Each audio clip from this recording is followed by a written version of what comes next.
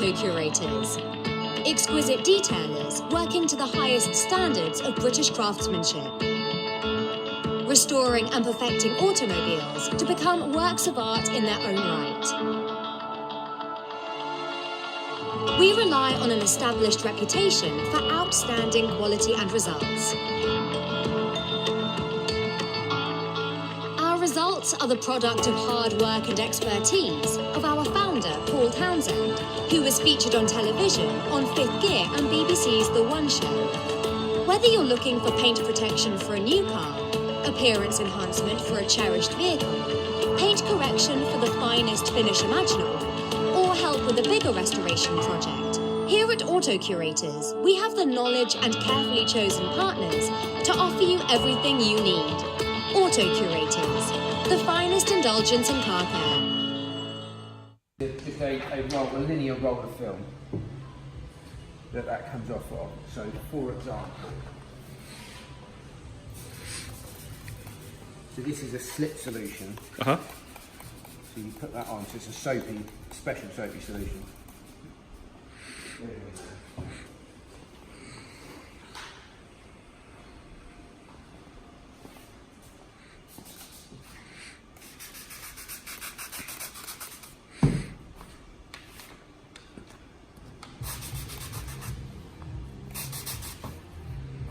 So you're just doing that to sort of aid the removal of it from the panel? Yeah, so and also get it ready to... It doesn't stick to itself. So when you lay it on, so now you've got, you can move it around. Yeah, so you get it in roughly the right place. Yeah. It's a little bit of a challenge on this. Now this is what a lot of people will say, is they say that looks, what you've just done there looks straightforward, but of course the science there is not the removal and just laying it on. No. The science is what follows next. So as you see there, that you've got a 2D piece of material that you need to turn into a 3D or follow a 3D shape. Sure. So this material, it doesn't shrink. So like colour change vinyl, coloured vinyl, you can heat and it would disappear. So you think with the shape of this tank, you've got curves going that way and that way. So you've gained material. So what it needs is a little bit of tension into the right place, and it's very, very cleverly designed to do that. Got you. All right. So that's to prevent it from then overstretching the other side, and then, you know, especially like for example there, you've got it. Yeah. So what we'll do now, we'll squeegee that down.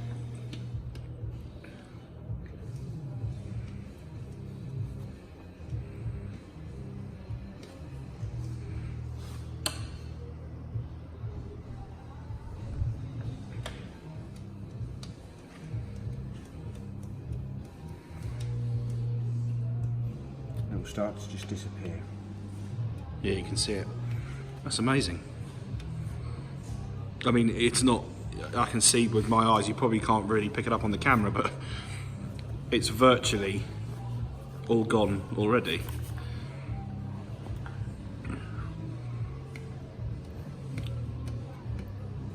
And I think a lot of people are skeptical about this because they don't really want to be able to see it, of course, on the panel, especially on something like this. If you're putting it on a, but of course you've done Ferraris, Lamborghinis, you know, all sorts of stuff. And but the thing is, paint protection film, what you have to remember, it is there to protect the paint. It's of course, yeah. So it has its limitations, and that's important to understand. Yeah, it's a good point. But it isn't all paint. So if you look closely, then yes, you will find evidence of it because it is there.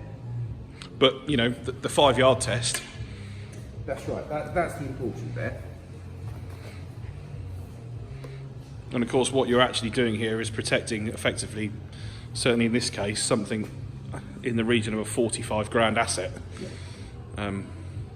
And as we found out when we were in convoy only the other day, I don't know what it is about these Ducatis, but they throw up stones like no one's business. Yeah, well, if you look at the radiator on this, they're already you can see evidence on the fins. Yeah, already of some pitting, and that's just from, we've only done 40 miles since we picked them up.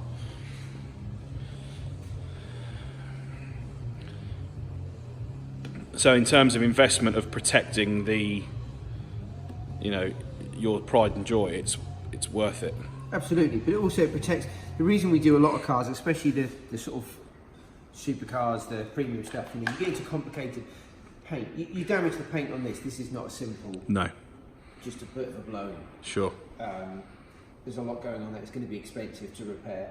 And originality is really important for a lot of people. A lot of people really cover original paint and originality and all that kind of stuff. Yeah, I was going to say, I mean, you see lots of classic cars and,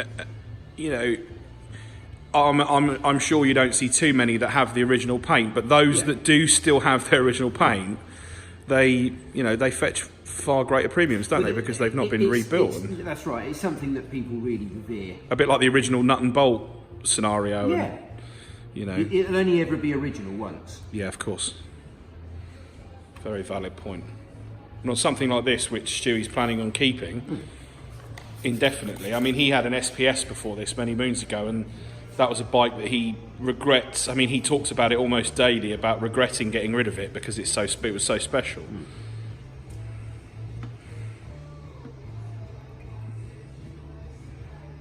You see, that's fascinating because you've barely put any work into that small corner there, and already I can barely see it. That's really cool. Starting to disappear. What we will do here, so we have another solution. We have an alcohol solution that aids adhesion. So in terms of the bikes that are available for you to do now, Paul, you can pretty much, if it's out, it's on there, or no? Do you know what? Not at the minute. Okay. It's there are patterns available out there. At the moment with XPEL, the patterns are quite limited, but because it's American, sure, they mainly do Harley Davidson.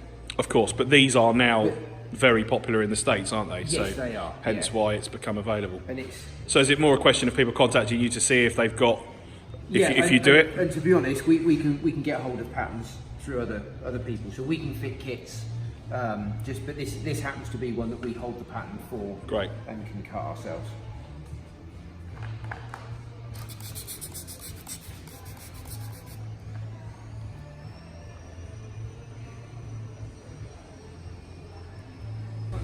So in terms of pricing, Paul, how does it work? So it's always best to find out specifically, but to detail and PPF a bike is in the region of £500. Yeah, okay. And of course, if the bike comes to you and it's filthy, rotten, dirty, even if someone's already cleaned it, you're probably going to have to clean it first yourself, aren't you? Yeah, I mean, there's clean and then there's ready to be PPF. It has to be scrupulous. So this is a brand new bike, and even then, it still needed a fair degree of cleaning. Sure. So yeah, having even just ridden it 40 miles, you had to give it a once over. Yeah. And if you've got a bike that's used, say you've got a bike that's 2, 3, 4 years old, I'm assuming you're going to be looking to machine that to get rid of swirls or depending on what the customer's looking for. Yeah, that's right. I mean, this has been machine polished. Yeah. Already, but yeah. So the thing is with bikes, as you well know, is that they're fiddly, and there's lots of corners and places for dirt to hide, and they're time consuming as a result. So it's why they're not dissimilarly priced to some of the cars.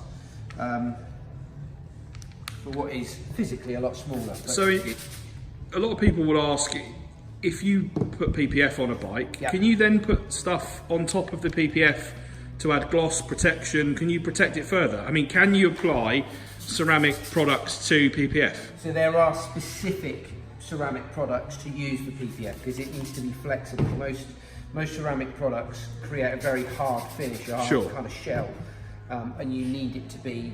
On something like PPF, would that make it brittle?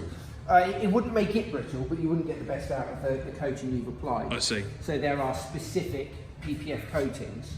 So in terms of ongoing treatment and care for this bike, what will Stu have to do in his sort of, weekly or... So it will need very, very little. It's really a case of having a good wash regime, like it is with anything. Yeah.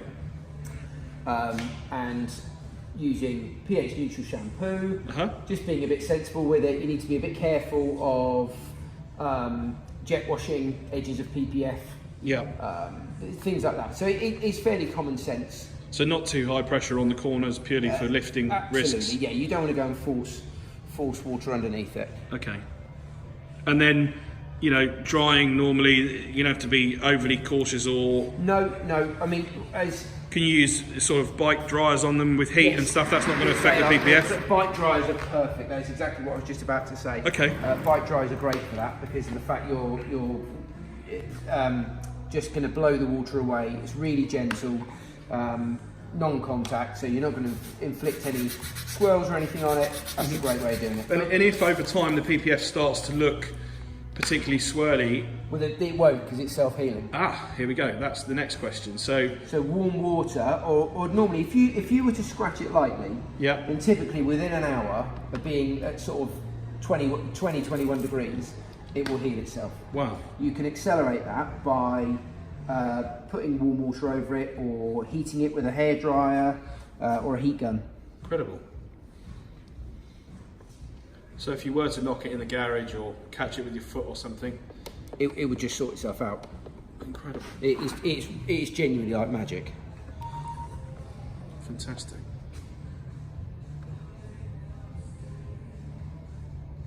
And in terms of durability, is there any kind of indication yet as to how long people have had these on vehicles? Well, so this generation of film has a 10-year guarantee. Wow. Okay, so what does that guarantee give you? Peace of mind. But it's against it lifting, cracking, yellowing. Okay. So in a year's time, if someone came to you, had this done, and without, you know, user error, as it were, it started to fail, you'd replace it free of charge? It would be replaced under warranty. And because Expel are quite unique in their warranty extends to the whole network, so you wouldn't need to come back to us necessarily. For example, if you lived further away, if you moved further away, that peace of mind stays with you as long as you go to a factory trained, recognised installer. Okay. Do you get some sort of certificate with it when you your invoice, you're on the database? Yeah, your invoice would act as your proof of warranty. Oh, that's fantastic. So this really could, if this was a bike you were keeping for a long time, you know, this is possibly the best investment you could buy, really. Absolutely. And for many years you've been ceramic coating, and obviously it's still a very popular choice, particularly on high-end cars. Yeah.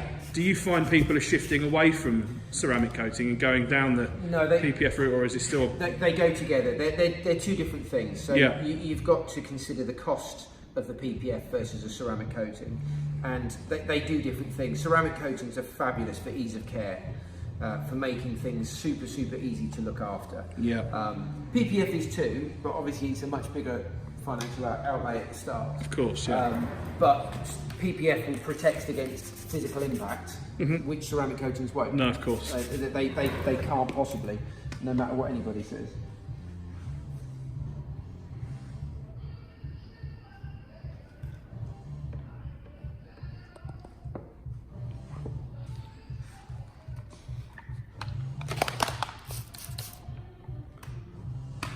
And, you know, apart from all the wonderful pros, does it have any negative aspects to it? It's not for everybody. Some people find the fact that they can find an edge if they really look for it. They don't like it. So in terms of the, you know, if you really drill down and look closely, the existence of it is too much for some people. Yeah, and that's fine, you know, because as I said earlier, it is plastic on paint. It's not more paint, so it's not invisible. It can't claim to be, but once that's dried, you know, you've got going to have an edge there, but it's very subtle. Yeah, you can't see it. I mean, I can't see it there, and that's still got water in it as well. I can't see it. I can't make it out. That to me is a reasonable compromise. Sure. Well, I think with that we shall love you and leave you, but thank you so much for having us. If anyone's got any inquiries, we shall put the Auto Curators website and details in the description, also at the end of the video. Thank you very much. Thank you.